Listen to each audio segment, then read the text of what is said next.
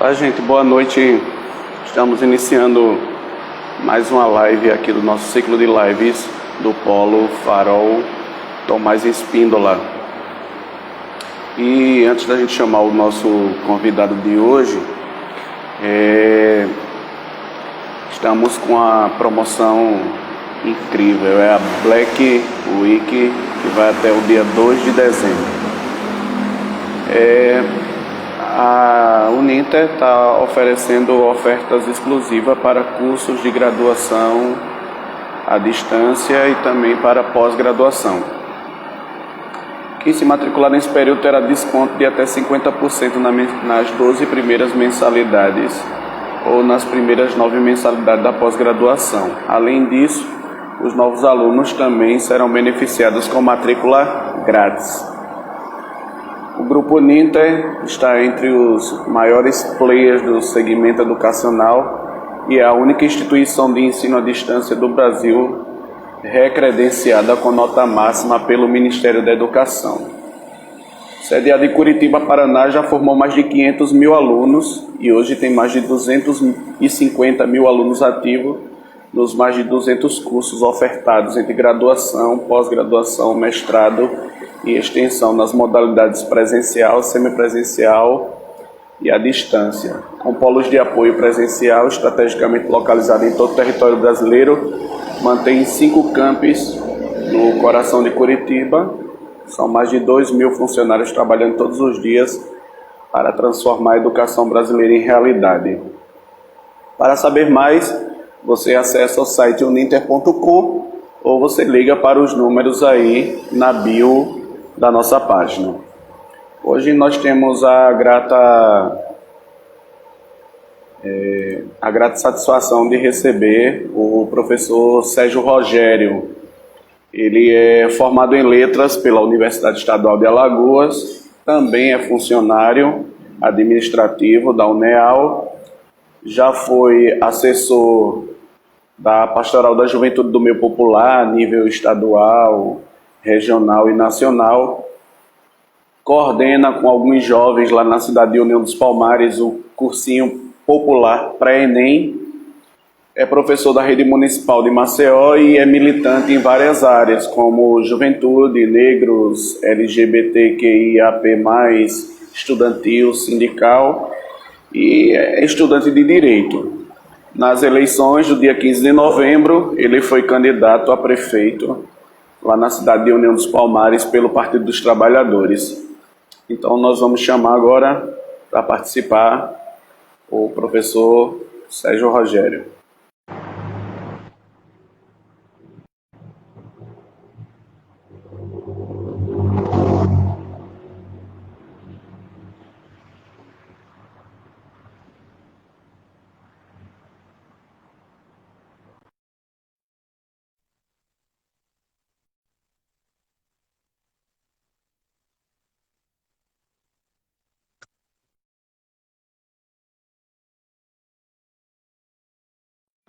Aguardando o professor Sérgio.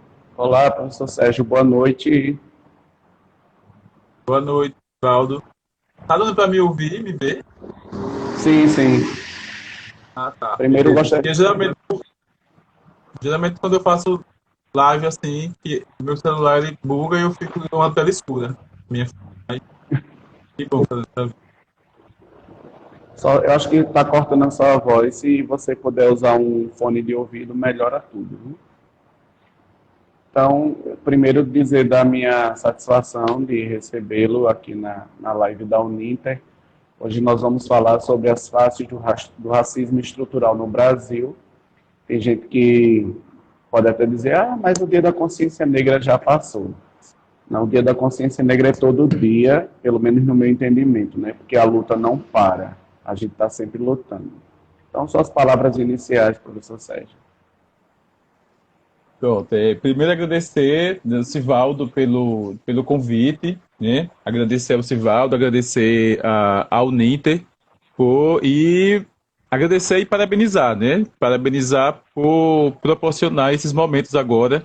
A gente está vivendo nessa pandemia e essa crescente de lives, ela aumentou de uma forma significativa, né, assim, aqui no Brasil, no mundo, melhor dizendo, e é bom quando as instituições elas se aproveitam desse momento para repassar informações importantes, informações boas e coisas viáveis, né, para o seu público interno, mas também para o público externo, que é também de suma importância quando a gente faz e assume esse papel enquanto sociedade, né?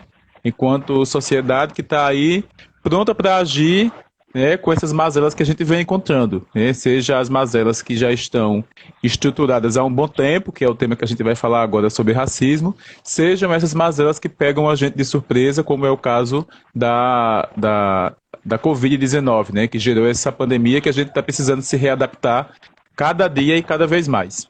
E dizer que estou feliz aqui, vamos embora fazer aqui esse debate. É isso. Também é importante frisar, né, que durante a pandemia você também fez bastantes lives, né, com temas variados, trazendo muita informação.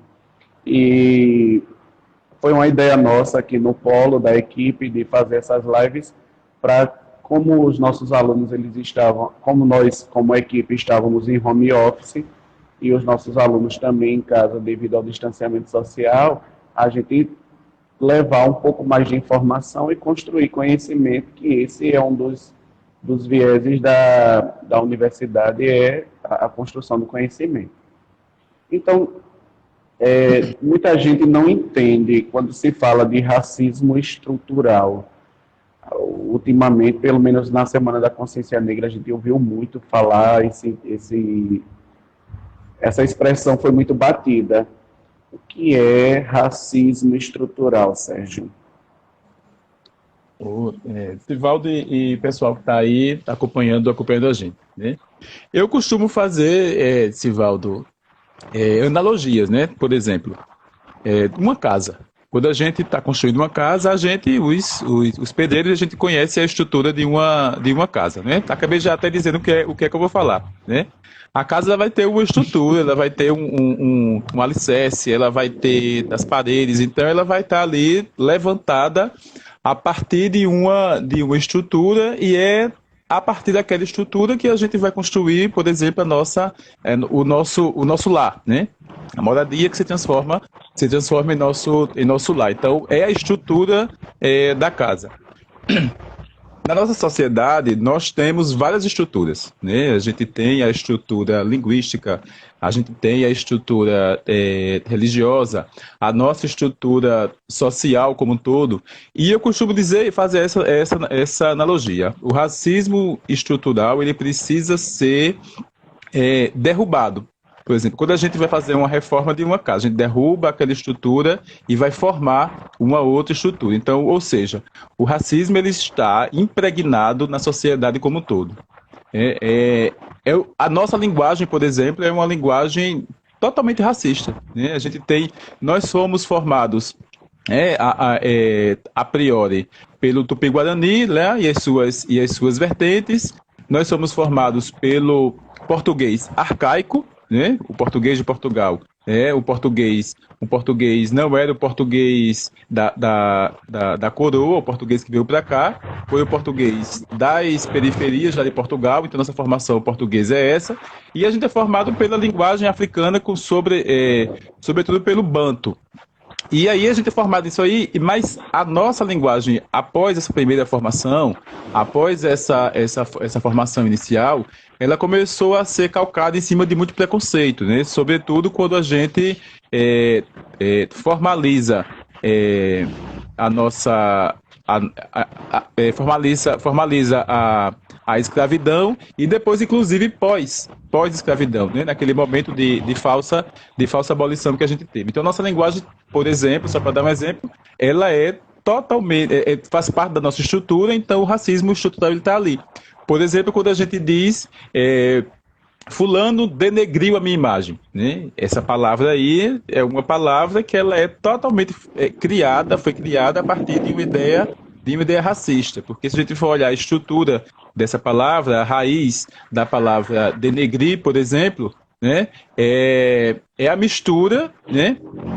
Ou melhor, é tornar alguém negro. Então, a palavra ela tem a palavra denegrir hoje, ela é uma palavra pejorativa, ela tem uma conotação negativa. Mas ela tem uma conotação negativa porque antes ela foi usada enquanto ofensa também, né? Denegrir, eu vou denegrir você. Denegrir era tornar alguém negro.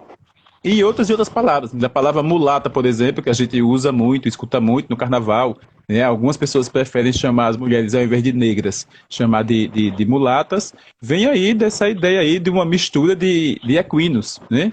Mulata, a palavra ela vem disso aí. Então, o racismo estrutural é esse que está preso na gente, né? E a gente não percebe, e aí também não é totalmente culpa nossa, né? Nesse sentido aí, porque a gente nasce e a gente vai aprendendo as palavras, escuta alguém falar, a gente vai dizendo, a gente vai reproduzindo. Então, pelo menos em alguns aspectos não é. Quando a gente tem a informação, aí começa a ser culpa nossa. E aí eu estou falando só da questão da linguagem, mas da questão como um todo.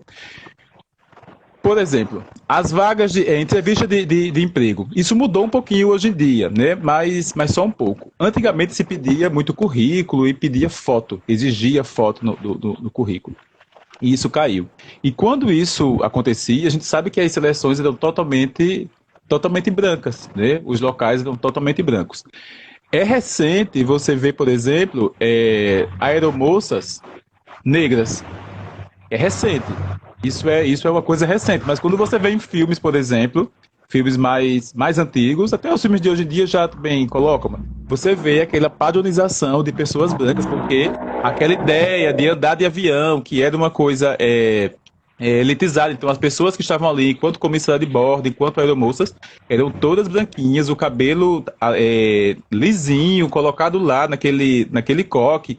Hoje, isso vem mudando e só está mudando porque a sociedade está forçando, né? Porque a gente está forçando. Então, o racismo estrutural é isso. Ele está dentro, ele está nas nossas entranhas e a gente às vezes a gente não percebe isso, mas ele está dentro da nossa estrutura, da nossa estrutura social, né? Tá na escola.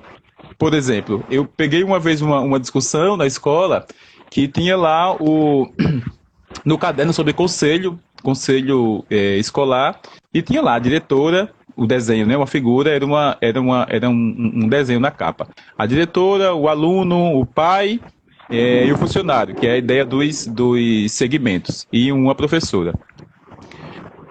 A merendeira era negra e gorda. Veja só, o desenho que fizeram lá, e aí eu fiz uma discussão com o pessoal do conselho. Nada contra, e as pessoas podem ter, mas por que não é a diretora que é a negra aqui? Né? E aí quando a criança vê isso, já começa a idealizar de que o local dela de negra é aquele local que está destinado ali. E isso a gente viu sendo reproduzido muito nessas cartilhas. E aí eu fiz uma crítica a essas cartilhas, porque elas são elaboradas por uma equipe aparentemente democrática, que começa a fazer esse tipo de discussão. Então ali é um local que não podia. É ali que eu digo que tem culpa, né? Quando eu digo assim, aí nossa culpa é realmente ser racista nesse sentido, porque quem elaborou aquilo ali tinha passado por várias formações das mais variadas linhas, então não é permitido. Mas nos livros didáticos a gente sempre viu isso. Livro didático, por exemplo, da minha época era difícil não, era impossível você encontrar alguém negro, seja a condição que for. E quando tinha, era alguém, quando o tema era lá na aula de história, era sobre escravo. Só. Era quando a gente via a presença de algum negro em um livro didático. Hoje a gente já começa a mudar porque nós, né, na educação, na escolha do livro, a gente já há um bom tempo começa a peitar essas estruturas, mas a ideia é essa, tá? O racismo estrutural, ele está na estrutura da nossa sociedade. Por exemplo, falando aqui, talvez fique agora polêmico, mas a própria imagem que a sociedade criou de Jesus, por exemplo, né? É impossível que Jesus, na história, há mais de 2000 anos atrás, tenha aquela face, aquele nariz, aquela pele europeia. né? Que o local onde Jesus nasce, o local onde Jesus cresce é a África, né? É quente. Então é impossível que a figura de Jesus ela seja daquela forma que apresentaram para a gente, que a gente vê, que a gente acha bonito e que a gente reza. Então isso também é racismo estrutural, está estruturado. Como eu disse, é na escola, é na nossa religião, é na nossa linguagem, o racismo ele tá estruturado. E eu costumo dizer, talvez eu estou até me adiantando em uma questão, um exemplo que eu gosto de dar, é lá na série, no filme, do Alto da Compadecida. Quando Jesus aparece, né, que é aquele negro, né, e o susto que todo mundo tem, né? Todos os personagens eles se assustam, né? Meu Deus, e aquele susto e eu costumo dizer, aquele susto é o nosso susto, né? O Ariano colocou ali, o diretor do filme colocou ali aquele susto, não é o susto dos personagens, é o nosso enquanto sociedade que não aceita que a figura de Jesus seja, né, aquela, propositalmente, é para provocar na gente aquilo ali, e aquele susto que o Chicó tem, que o próprio demônio tem, que os cangaceiros têm, é o susto que a gente, enquanto sociedade, tem quando alguém levanta essa questão. Então, o racismo estrutural é isso. É esse sustinho aí que a gente tem quando vê o Jesus Negro lá do Alto da Compadecida, por exemplo, também. Tem uma história lá da escola, Sérgio, eu trabalho com crianças pequenas do primeiro ano, eu sou professor de educação física lá em Messias, e eu levei uns desenhos da Copa do Mundo, os bonecos para eles pintarem, né? Que eram os bonequinhos lá os mascotes da Copa do Mundo. Aí e também de alguns personagens, como Pelé e outros esportistas. E o menino chegou para mim e fez: ô tio, na caixa de lápis não tem cor de pele. Aí eu peguei o marrom e disse: se for da minha pele, tem. Aqui, marrom. Não, tio, eu não quero esse não, eu quero aquele begezinho, quase rosinha. Aí eu disse: a sua pele é begezinha, quase rosinha? Não. Olha aí na caixa de lápis se tem alguma cor de pele igual a sua. Ensinaram para as crianças que cor de pele era aquele lápis de cor mais rosinha. E toda vez que algum aluno fala para mim que eu quero lápis cor de pele, eu pego o marrom e digo: ó, esse daqui é da cor da minha pele. Tome. Ah, eu não quero não esse, então procure um da cor da sua pele. Existe essas questões. Eu já pintei muito desenho quando eu era criança na cor da pele que você citou aí que o menino pediu.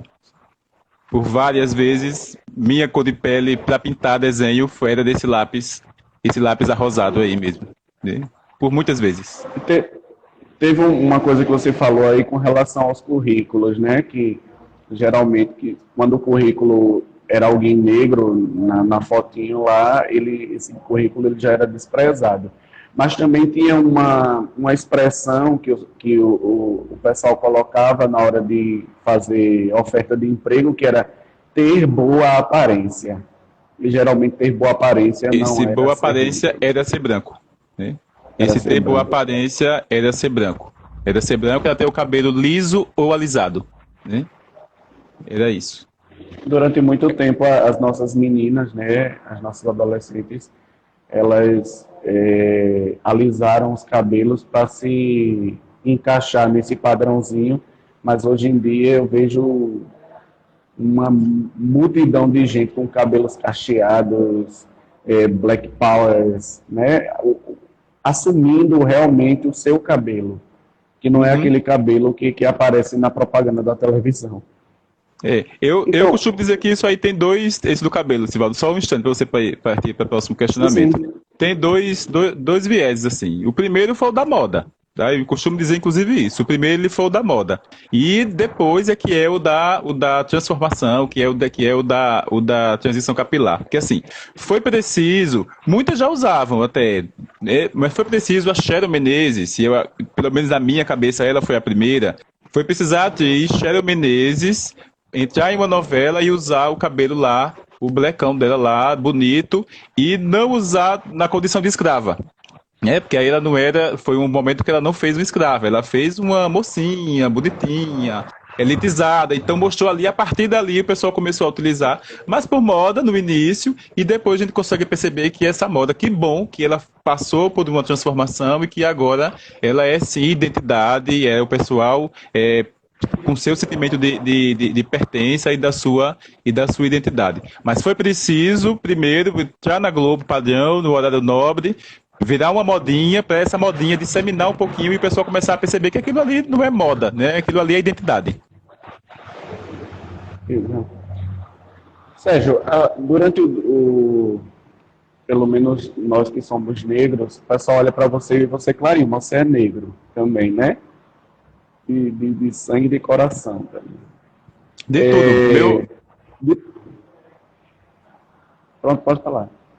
Não, eu ia dizer que meu pai é negro, minha mãe branca, aí meu avô paterno era branco, minha avó negra, meu avô materno negro, minha avó branca. Então tá, essa arvorezinha ela é toda feita assim. Então meu sangue ele é totalmente negro. A minha pigmentação é que ele é um pouco mais clara, mas o meu narizinho ele não esconde Não deixa mentir, as né? minhas origens, não deixa. E eu nunca quis. E também você mora num lugar que respira africanidade, né? União dos Palmares é berço da liberdade e tantas histórias bonitas como a história de Zumbi dos Palmares, de Gangazumba, de Dandara.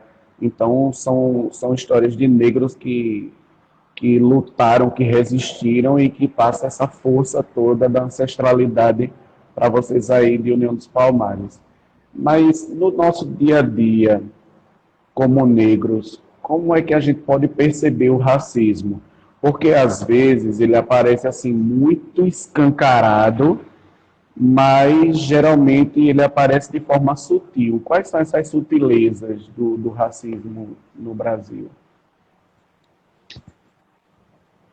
Tem dois que ferem muito, eles são silenciosos e só a pessoa percebe. Mas assim, é o atravessar a rua, né? É alguém que vem na sua reta e atravessa a rua, e o olhar.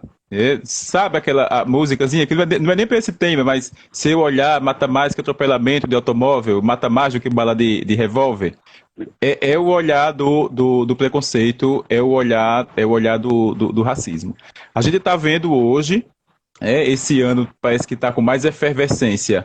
Não o racismo, mas a mostra dele. Eu costumo dizer que não é o racismo que cresceu esse ano. É a gente poder mostrar ele esse ano. O caso aí do George Floyd, o caso mais recente agora, do menino que caiu lá em Recife, das Torres Gêmeas, e vários, os 80 tiros. Então, são casos que a gente está mostrando mais, mas não é que eles estão acontecendo agora de uma forma mais recente. Não é que o racismo apareceu agora, ele sempre esteve. O que está acontecendo é que a gente está mostrando. Mas para além desse aí, tem o silencioso, né? Que é o do olhar, que é o de ser seguido nesses supermercados, que é o que a gente está vendo. Carrefour aí tá batendo recorde aí nessa questão de ser racista, né? Mas em todos os supermercados, né? Isso acontece. Se entra um rapaz negro de bermuda, de boné, ou se entram dois, né? E se entra dois, então acabou-se. Os olhares e os corpos, eles vão seguir esses rapazes até eles dobrarem a esquina mais distante desse estabelecimento. E isso não é só em supermercado, né? Isso é em todo lugar. Isso é em supermercado, isso é em posto de gasolina, isso é nas próprias escolas, às vezes isso No também shopping. acontece, né? Do shopping principalmente, né? Tanto é que naquela época, né, tá com um tempão que criou a história de fazer um rolezinho, né? Acho que o termo era esse, né? Que foi uma juventude Sim. periférica negra tentando ocupar um espaço que também é dela, né? Que também tinha direito de andar no shopping. E aí começam as piadas, né? Arrastão, sem terra, não sei o quê. Começam a dizer também isso tudo aí, fazendo sempre associações negativas, né? Não que sem terra seja negativa, mas o pessoal quando fala assim, fazendo uma associação negativa a pobre, a negro, as multidões de pobres que não podem estar em alguns em alguns espaços. Mas, voltando para a pergunta e para as duas respostas que eu coloco, é isso, Sivaldo, assim, é o olhar mesmo, assim, o olhar de reprovação que as pessoas têm para com os negros e negras, e é a trocada de calçada mesmo, o mudar, quando não troca a calçada porque não dá tempo, muda a bolsa do outro lado, às vezes segura com mais firmeza, bota a mão para segurar um pouquinho o celular. E isso acontece quando vem um jovem que vem perto de você ou na sua frente e é negro. Quando é branco, isso não acontece.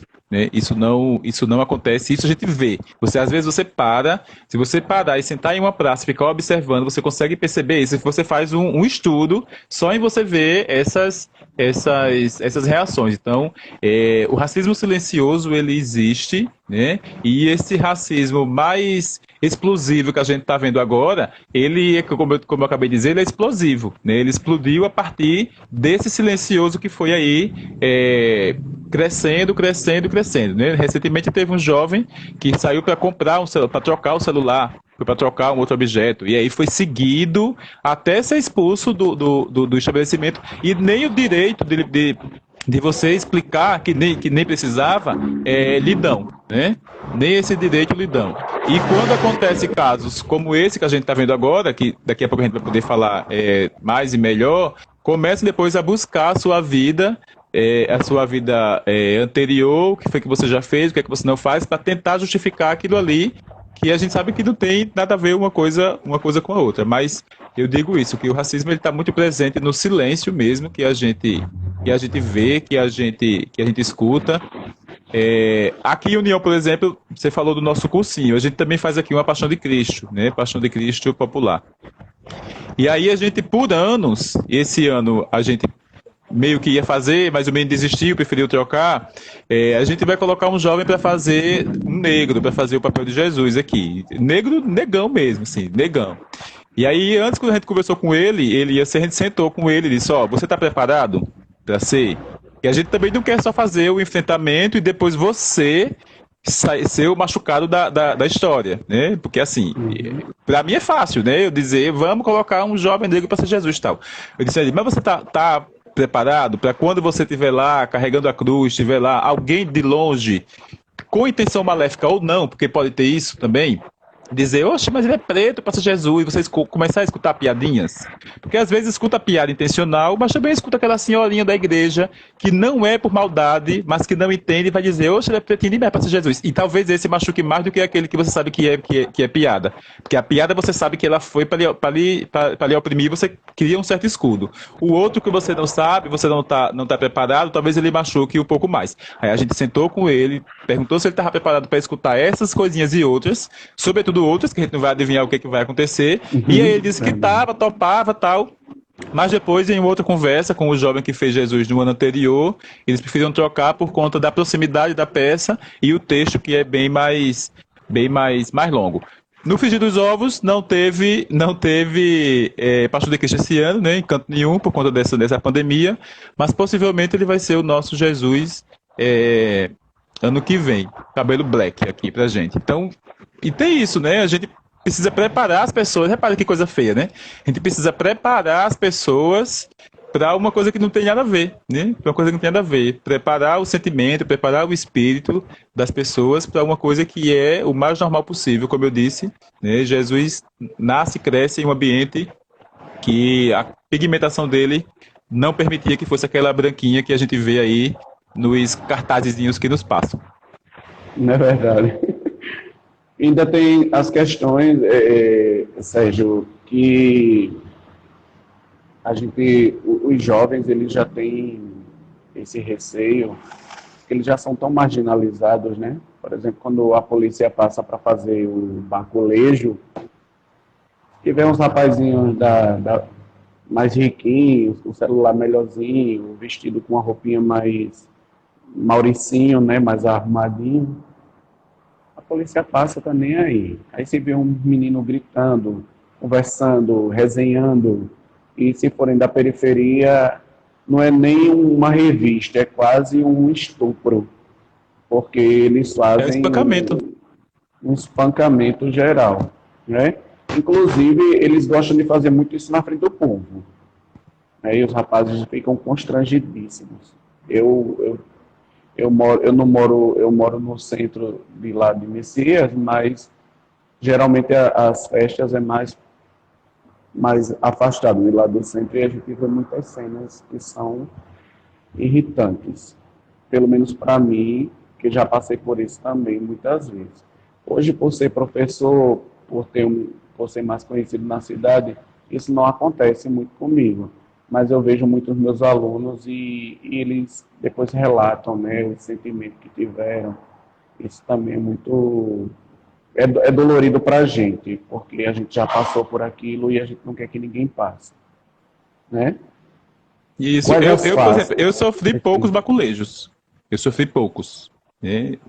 Quando eu era mais jovem, né? Hoje são só aqueles que são de praxe, quando você vai entrar em um show, tal, que aí é normal que o pessoal faz. Mas esse agressivo aí que você fala, eu passei por poucos e, assim, meio que forçado, entendeu? Por exemplo, um foi em um show de hip hop.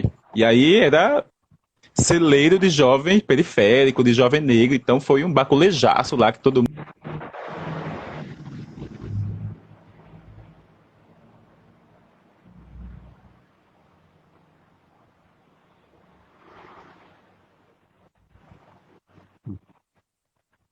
do policial costuma dizer. E um outro, Sivaldo, foi uma vez que eu forcei. Ele disse, eu ia estar no carnaval em Recife, né?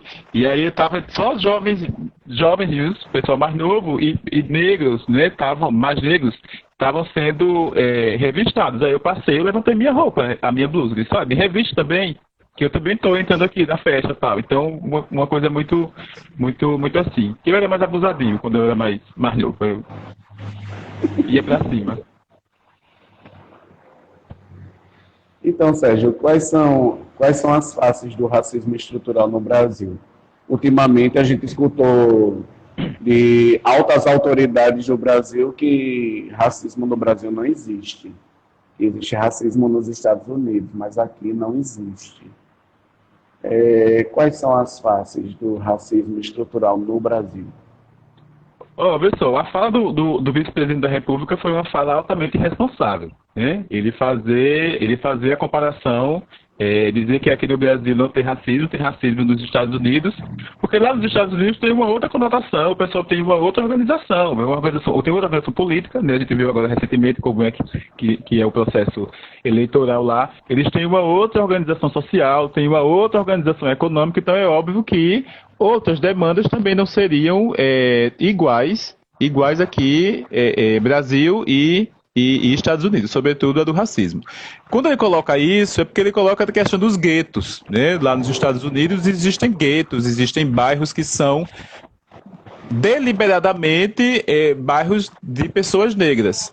O que aqui no Brasil acontece, né? Por exemplo, o que são as favelas aqui no Brasil? Né? O que são as favelas se, desde a sua história, se não é formada pelos negros que deixaram de ser escravos, né? Deixaram de ser escravizados, né? Naquele momento, não tinham para onde ir e só tinham uma opção, ou de voltar para as fazendas, né, para continuar trabalhando por um prato de comida e continuar sendo explorados, ou tentar manter a vida longe daquilo ali. E aí nascem as favelas, né? As favelas, elas nascem disso. Então, o que são as favelas aqui no Brasil, se não os guetos, né? Esses guetos lá dos Estados Unidos que irresponsavelmente o vice-presidente da República disse que aqui no Brasil não existe racismo porque lá no Brasil, lá nos Estados Unidos é que tem essas separações, é que tem esse apartheid, né, para falar uma palavra que pegou mais em relação a isso.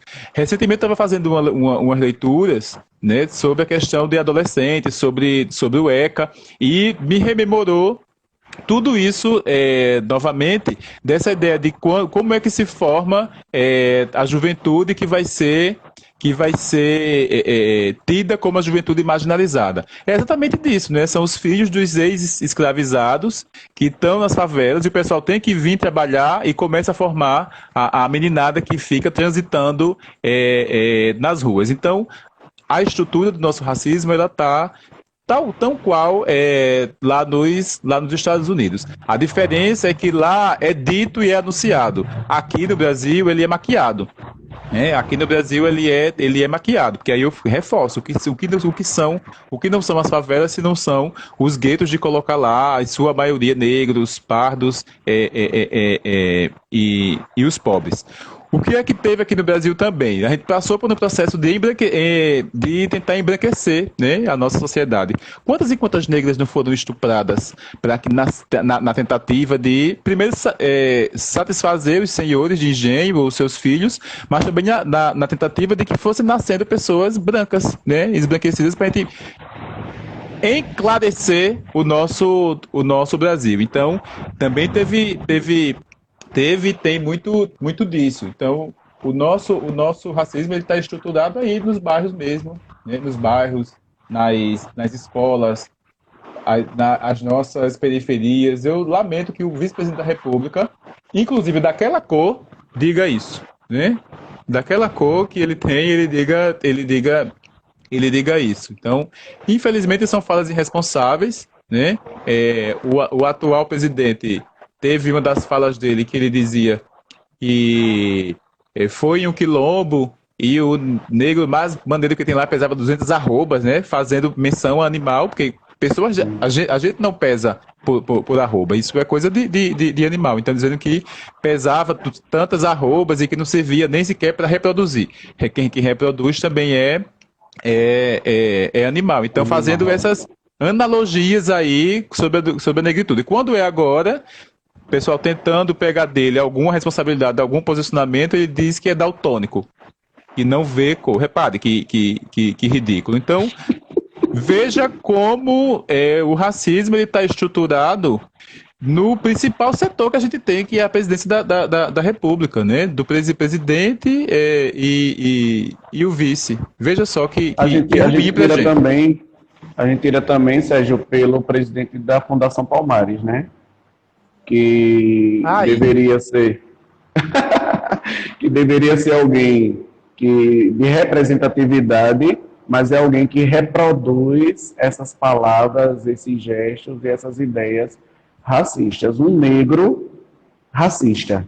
não, Sivaldo, a função dele ali é uma função, assim, é de deboche, entendeu? Quando o Bolsonaro nomeia o Sérgio Camargo para a Fundação Palmares, ele já sabe quem é a figura, ele já sabe os posicionamentos que ele tem. Então ele está ali primeiro para destruir a fundação, e ele está fazendo isso, né, aos poucos. Tirou aí algumas homenagens, algumas negras e negros vivos que tinham recebido homenagens, ele retira. E ele está lá para fazer chacota, para fazer piada e para dizer que aquele equipamento público ele não serve. Então ele está lá para fazer isso, para destruir a Fundação Cultural Palmares. Veja só, aqui em União não, né? Sobre essa pandemia, shoppings abrem, né? Tem lá o seu limite de pessoas, mas é um espaço fechado. Lojas abrem com seu espaço fechado. Aqui o Parque Memorial Quilombo dos Palmares, que é um local aberto, né? Aberto, ventilado, só abriu no dia 20 de novembro. No dia 20 de novembro, só que foi quando ele abriu, com um limite de 300 pessoas. Repare, em um shopping pode ter mais de 300 pessoas, que é ar-condicionado, que é fechado. No Parque Memorial abriu com limite de 300 pessoas. Veja se isso não é o começo de uma destruição, de dizer que aquele espaço ali ele não serve, que ele não precisa estar aberto, que ele não precisa ser visitado. Então, o Sérgio Camargo, a função dele ali é destruir a Fundação Palmares. E, infelizmente, ele tá conseguindo, né, diminuir um pouquinho, já conseguiu diminuir as visitas, a visibilidade que a fundação tinha, já começa a cortar pessoas. Possivelmente vai parar de fazer manutenção, inclusive, do parque aqui, e a gente precisa unir forças, né, porque aí o parque ele é do Mercosul agora, né, ele é patrimônio cultural do Mercosul, não é uma coisa só de União dos Palmares, não é uma coisa só da região serrana dos Quilombos, não é um equipamento só de Alagoas, Nordeste Brasil. Ele é agora um patrimônio cultural do Mercosul, então a gente precisa se unir, inclusive, para aquilo ali, Sérgio Camargo pegar o beco como ele já pegou uma vez, né? A gente precisa fazer coro, fazer eco para que ele pegue o beco. Então veja como o racismo está estruturado, onde inclusive é o local para combater, né?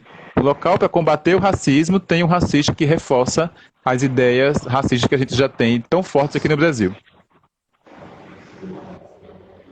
Sérgio, você tem uma vivência de comunidade, né? De igreja e também o envolvimento com a comunidade onde você mora, no bairro onde você mora, em União dos Palmares. Você tem presenciado muitas questões que até você rebate como pessoa pública que você é, mas como o racismo ele se apresenta na sua vida? Como você viveu e vive o racismo no dia a dia? Então, como nós somos um país racista, né? E um país racista que ele leva em consideração a pigmentação da sua pele. Então, eu não vou agora fazer aqui posar da vítima de que, eu sofri muito racismo. Não, não. Mas presenciei vários, né? Presenciei vários. O primeiro, e esse eu nunca esqueço, que aí eu fiquei com medo, né? Eu fui à Serra da Barriga em 1988, a primeira vez que eu fui à Serra da Barriga. Eu tinha acabado de fazer 8 anos, né? Que eu faço aniversário 17 de novembro, e a festa do 20 acontece na semana, mas o dia que o pessoal mais vai é no dia 20 de novembro. Então, a primeira vez que eu fui foi 20 de novembro de 1988, que estava se comemorando os 100 anos da abolição, né? Falava-se assim, hoje eu digo falsa abolição, mas naquela época a ideia era essa, né? Comemorando os 100 anos da abolição, lá em 1988. E aí, eu lembro como ontem a fala foi muito forte para mim, isso ficou na minha mente. Foi eu, meu pai, minha mãe, meu irmão e uma prima que morava aqui em casa.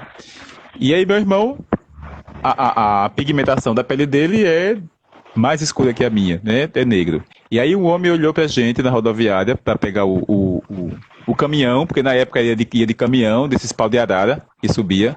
E ele olhou e fez assim: olhou para mim e pro meu irmão. Você volta, apontou pra mim, disse, você vai, mas volta. Mas você, com meu irmão, você vai e fica lá. Porque os negros lá de cima, seus parceiros, não lembro exatamente qual foi a palavra, vão lhe pegar e vão lhe prender lá, e você vai ficar lá. Sivaldo, eu subi a serra morrendo de medo. E olha que não era eu que ia ficar, né? Na teoria lá do homem, era meu irmão que ia ficar. Mas eu morrendo de medo de perder o irmão e tal, ele vai ficar lá, e como é que vai ser isso, pra lá. Imagine para uma criança escutar uma coisa dessa. Que vontade você vai ter, que vontade você vai ter de ir à Serra da Barriga? Imagine, já vai ver esse espaço como um espaço não bom, né? Como um não lugar, né? É um não lugar, é um lugar para eu não ir, é um local para eu não indicar ninguém ir. E uma outra questão que eu vejo nisso aí é como a pessoa começa a se desgostar, né, a partir disso. Porque por que é que a minha cor, por que é que a minha pele me impede de ir a determinados locais? Imagine como a criança ela nasce. O que ela não reproduz. E quantas pessoas, mas quantas pessoas não escutaram isso? E até escutam, né? Até hoje, né? E escutam até hoje. Então, o racismo se apresentou assim para mim, né? Isso foi a primeira ideia de racismo que eu tive sem saber que era, né? Eu não vou dizer aqui que em 88, eu com 8 anos de idade, eu sabia o que era racismo. Então, hoje eu sei que isso era racismo, que isso foi perverso.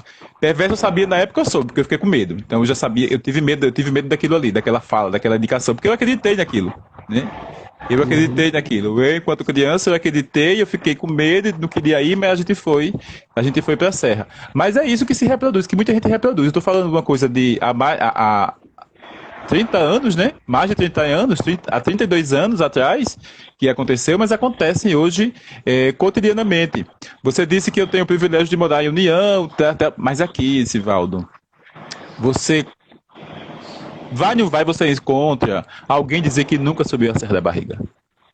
E aí, talvez o motivo seja esse que eu falei, né? Tem medo, escutou muita coisa, então começa a internalizar aquilo ali e você começa a sentir que aquilo ali não é realmente local para você, que não tem o que fazer, que não tem o que ver e parar, porque as pessoas começaram a difundir essa ideia aí de que é um local que não presta e você começa a crescer com isso. Então, N pessoas aqui em União nunca subiram a serra. Ou subiram e dizem assim, eu não vi nada lá. E se você sobe com o olhar já racista, com um olhar já preconceituoso. Você realmente não vai ver nada mesmo não lá, né? Você vai ver lá o que você vê em outro local, né? Árvores, você vai ver isso. Mas aí eu costumo dizer assim, a gente precisa compreender o que é a Serra da Barriga, né? O que foi a Serra da Barriga e o que é a Serra da Barriga. O que ela representou e o que ela representa para a gente poder sentir o que é a serra para poder subir lá.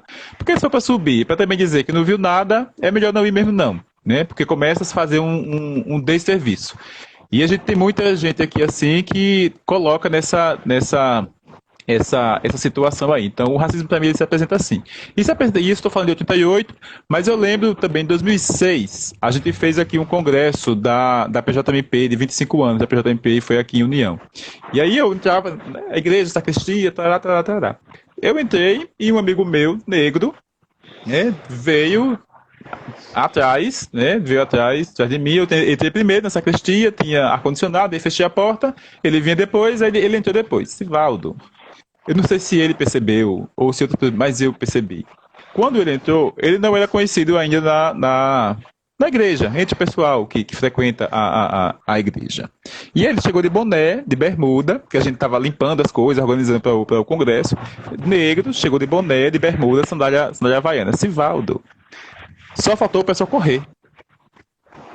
Só faltou o pessoal correr. E aí o pessoal que estava lá para pagar dízimo, para pagar as coisas fiéis, também gente da própria igreja. Aí eu vi isso, né? Eu vi. Quando eu vi, eu já fui falando com ele, fulano, vem cá, pega aqui esse negócio aqui e tal. Para que o negócio não ficasse feio, para que ele também não tivesse percebido. Mas o racismo para mim ele se apresenta assim, eu particularmente, as únicas coisas assim que eu tive, e as únicas que eu digo, mas não pouco, porque isso não é pouco, é o pessoal rindo do meu nariz de porronca e tal. Escutei muito disso, né? As piadas racistas que eu escutei pra mim, pra coisa comigo, e até hoje, né? Nariz de Michael Jackson tal, e por aí vai. Então, coisas que não me afetam, né? Até por isso que eu digo que reproduz, nunca me afetaram e que não me afetam.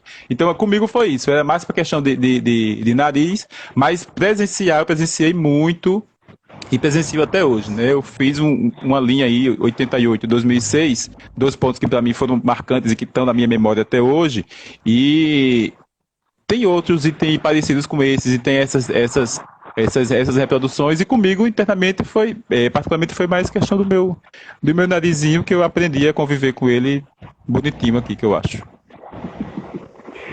Aí, antes eu só vou trocar as perguntas, porque a penúltima pergunta será mais interessante a gente falar dela no final. Caso João Roberto, né, nós aí repercutindo na TV, aquele espancamento daquele homem negro no Carrefour. Que análise você faz desse caso? Então, eu já tinha até adiantado, né, assim, de falar esse caso aí. Não são casos isolados, né? Não são casos isolados. São casos que a gente, por conta dessa tecnologia que a gente está utilizando agora, né, telefone, por conta do celular, eles estão, e também por conta de que a gente está usando mais rede social nesse momento também pandêmico, né, eles estão eclodindo mais aqui para a gente. Mas o caso do João Roberto, o caso de George Floyd, o caso do João Miguel, né? O caso do senhor lá dos 80 tiros, e dos vários e vários casos que a gente viu acontecer esse ano, gente, esses aí são a pontinha do iceberg, né? Esses casos aí eles acontecem todos os dias, em todos os locais, em todas as sociedades, né? O caso que mais repercutiu, que tem repercutido até então, tinha sido o caso do George Floyd, né? Os Estados Unidos deu o seu recado, né? Deu o seu recado. As mobilizações que o pessoal fez lá, dos Estados Unidos como um todo, eles serviram de exemplo para o pessoal, inclusive, fazer aqui, agora, nesse momento, com o do João, né? Porque eu acho que... Inclusive, Sérgio, as mobilizações dos Estados Unidos, elas deram na eleição do Biden, né? Porque as falas do presidente atual eram falas totalmente contrárias e as pessoas encontraram no Floyd, que já era muito amigo dos negros dos Estados Unidos, uma luz para que eles pudessem ter uma fala mais ativa dentro do governo. Isso, George Floyd contribuiu, a morte de George Floyd contribuiu para a derrota do Trump, né? Eu acredito nisso também, né? Não só foi isso, obviamente, mas aquela efervescência, aquelas mobilizações, aquilo tudo que aconteceu, contribuíram e muito. Mas aí, voltando, né? Eu acho que o caso do João agora não é um caso isolado, é um caso que foi filmado, né, por alguém e que teve. E que bom que essa pessoa filmou, né? Tem gente que fica questionando por que é que você, ao invés de filmar, não foi lá? Porque ele não tinha que ir, não, porque talvez fosse ele também que tivesse defunto agora, né? Talvez fosse ele que também tivesse defunto, porque aí tinha os dois lá espancando, e socos, pontapés e por aí vai. E também uma mulher lá, que inclusive está presa, né? Foi presa hoje, porque ela tinha o poder de fazer com que eles parassem, mas ela não fez isso, e aí fica aí para a justiça agora ver. Né? Como é que tá sendo. Mas eu quero dizer, Simvaldo, que esses casos eles não são isolados, eles acontecem cotidianamente. A diferença é que uns são filmados e a outra diferença é que uns são filmados e saem, né? E saem. Porque, veja só, teve o caso de uma mãe agora algemada, né? Em uma delegacia. Né? Também lá, algemada, levou socos e pontapés na vagina, inclusive, algemada em um banco em uma delegacia. São situações que acontecem cotidianamente, né? Infelizmente. E cabe a gente se policiar, e se perceber também, se colocar às vezes né, no lugar, né? Dessas mães, desses filhos, desses pais que acabam aí perdendo os seus entes por preconceito, né? Por puro preconceito. Porque ao invés do espancamento iniciar, do xingamento começar, das piadinhas, de pisar no seu pescoço, lhe asfixiar, talvez uma conversa, talvez um diálogo, talvez um respirar 3 vezes funcionasse e a gente tivesse outros resultados. Né? Às vezes começa só com aquela troca de olhar que eu falei. Né, com o olhar esquisito, com a mudança de rua e acaba explodindo aí nos 80 tiros que a gente viu, na asfixia que o pessoal foi aí passando ao longo desse ano que a gente foi vendo esses casos aí, né? Às vezes é a queda a queda do 9º andar, né? Também com uma criança que foi deixada lá como se fosse um pacote, né? O menino fez raiva, não atendeu, chamou uma vez, não atendeu, então fica pra lá, é o filho da empregada mesmo, né? Então foi muito assim. Então, essas faces do racismo aí, pra gente poder ver quantos exemplos que a gente tem das faces do racismo estrutural que a gente tem aqui no Brasil. Um negro não pode dirigir um carro, né? Isso, né? É o racismo estrutural. Um negro não pode ter um celular em uma loja chique, né? Uma criança filha de empregada e negra não pode fazer birra, né? Porque aí já é deixada lá como se fosse um pacote. O negro não pode circular por uma loja porque ele já vai ser também perseguido. Veja como o racismo está aí espalhado e estruturado aí em nossa sociedade. Bem, o pessoal, hoje em dia, a gente não fala, tem gente que fala assim, mas eu não sou racista. Muita gente não é racista. Mas o que se fala hoje em dia é que a gente precisa ser antirracista. Como é que isso acontece na prática? O que é ser antirracista? Então, eu acho que a gente é racista, sabe? Assim, é isso que eu comecei falando sobre a questão da nossa linguagem, né? E aí a gente pode ser consciente e a gente pode ser racista inconscientemente. A gente pode estar se utilizando de termos, fazendo falas, às vezes gestos, a piadinha. Por exemplo, quando alguém conta uma piada de negro que a gente ri, eu estou sendo racista se eu for rir daquilo ali.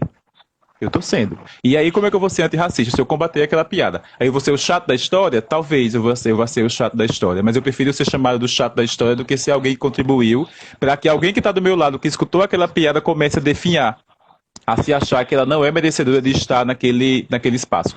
E a gente viu muito isso. E a gente tá falando aqui do tema racismo, mas é a piada com o negro, a piada com o gay, é a piada com a loira, é a piada com o gordo, é a piada com o pobre, né? E aí eu estou falando piada enquanto um gênero.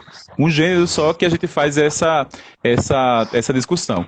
Mas o ser antirracista também é tentar intervir quando a gente vê essas situações aí não chegarem ao nível que chegou aí de morte, né? De morte aí dos rapazes aí nesses mais variados supermercados que a gente viu, né? Até ser o rapaz mesmo que filmou, mesmo de longe, a mulher veio, tentou peitar ele continuou filmando. Isso também é ser antirracista, né? Com uma certa prudência, né? Porque aí, como eu disse, se ele fosse lá, talvez ele também que tivesse defunto, tivesse defunto também hoje, a gente tivesse aí discutindo duas mortes, né, ao invés de uma por um motivo, né, um motivo torpe, né, o motivo do racismo, e também ser antirracista é participar dessas mobilizações. Porque quem foi que disse que a gente só pode, inclusive, estar nessas mobilizações que estão fazendo aí se a nossa pele ela for escura? Se a nossa pigmentação ela for, se a nossa melanina ela for escura. Não, de forma alguma. A gente precisa se indignar com essas situações e começar a reivindicar esses respeitos aí. Então, é isso. E se policiar na linguagem, né? Acho que como eu sou de língua portuguesa, como eu gosto de estudar linguística, eu fico batendo muito nessa tecla, porque a nossa linguagem ela tem poder, né? Ela tem o poder de fazer com que alguém, inclusive, que está aí, na efervescência da sua juventude, a gente com uma fala a gente destrói alguém. E às vezes é a nossa palavra que está ali calcada de preconceito. E eu falei muito da palavra, do significado, mas não é só os significados, mas as entonações que a gente dá. Né? A forma que a gente fala, a forma que a gente chama alguém de negro ou de negra, ele é diferente. Eu lembro que eu falei do mulata, né? Que ao invés de chamar mulata, a gente prefere chamar negro. Mas tem gente que chama de negro fazendo desdém, né? Fazendo desdém. E isso também machuca. Então isso da nossa linguagem, da nossa forma de poder dialogar. Então é isso. Eu acho que a gente tem aí as frentes que a gente pode ter e de ser antirracista. Não ser racista não basta, né? Não basta. E dizer que não basta, a gente tem que ser antirracista, e antirracista combater o racismo, seja ele onde for. É na igreja, é na escola, é na família, é na política, é na sociedade como um todo, é nos supermercados que a gente está vendo, é nas delegacias que a gente vê muito acontecer esse tipo de coisa, esse tipo de questão. Então é isso, é a gente se posicionar contrário àquilo que diminui o outro, né? Aquilo que diminui o outro, aquilo que faz com que o outro se sinta alguém menor, ou não alguém, também tem isso. Ok, Sérgio. Eu quero, desde já, agradecer a você por essa discussão tão gostosa. Eu sempre gosto muito de conversar com você, porque você é um cara muito inteligente, assim, e se embrenha por vários caminhos para também poder fazer um debate qualificado, né? Agradecer a sua disponibilidade, disponibilizar o seu tempo de estar aqui com a gente e dizer que quando a gente precisar, a gente vai chamar, viu? Porque os debates com você são sempre muito bons. Suas palavras finais.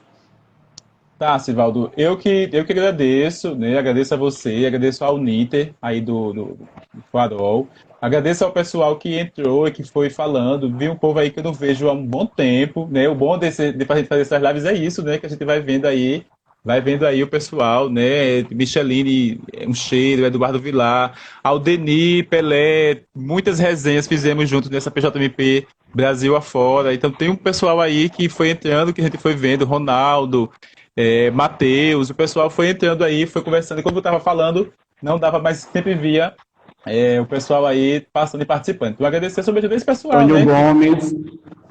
Padre Antônio Antônio Gomes Gomes, também. Padre Antônio Gomes aí também, que é usando nas nossas lives, ele sempre tá participando, né, de Giovanetti. Então é isso, né? Neuma, gente, brigadão, né? Obrigado, Sivaldo, obrigado ao Nita, obrigado ao pessoal que está por aqui prestigiando, e que essa fala nossa, ela seja Kiko, né? Kiko, PJMP de Marechal, Venceslau, E aí, que essa nossa fala ela possa ecoar, né? Ela possa ecoar aí mundo afora, né? Mundo afora. Obrigado. O vídeo vai ficar no IGTV. A gente queria também fazer um adendo da semana passada. A gente teve um probleminha técnico, a live não pôde acontecer. Então, em nome do nosso polo, em nome da nossa orientadora Milânia Oliveira, a gente pede desculpas. Né? Pedimos desculpas também para o convidado da semana passada, que não pôde apresentar o tema, mas a gente agradece todos que estão todas as quintas-feiras conosco. Um abraço todo especial para todos vocês, fiquem com Deus e um bom fim de semana. Tchau, tchau.